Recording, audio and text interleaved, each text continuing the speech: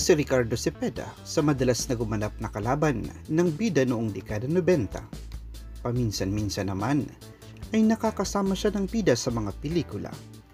Madalas din siyang gumanap bilang isang ama sa mga madadramang palabas pantelebisyon. Malayo-layo na rin ang naabot ni Ricardo sa mundo ng showbiz industry na nagbigay sa kanya ng maraming pera, kayamanan at tinatangkilik.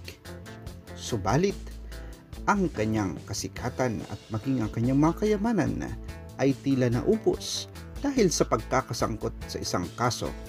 Matatandaan, noong Oktubre ng nakaraang taon ay inaresto si Ricardo Cepeda dahil sa kasong syndicated estafa. Nadamay si Ricardo sa kasong syndicated estafa dahil sa siya ang kinuhang model ng isang kumpanya na nag-o-offer ng isang investment scheme kung saan hindi ito alam ng aktor. Sinabi ng anak ni Ricardo na nagkamali lang umanong naakusahan si Ricardo ng mga taong naluko ng kumpanya na kanyang pinagtrabahuan bilang endorser nito. Nakulong si Ricardo ng 11 buwan na tumaan si Ricardo sa 23 court hearings o pagdinig upang litisin ang kanyang kaso. Sa isang post ng kakambal ni Ricardo na si Robert Go ay humihingi ito ng tulong sa mga kakilala ng aktor dahil sa bawat court hearing anya ng kanyang kakambal ay kinakailangan nilang magbayad ng 28,000 pesos na mabigat para sa kanilang pamilya.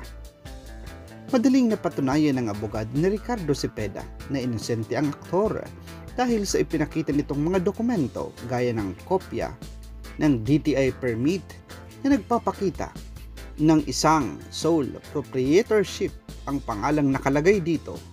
Maging ang mga post-dated checks ay hindi rin makita ang pangalan ng aktor.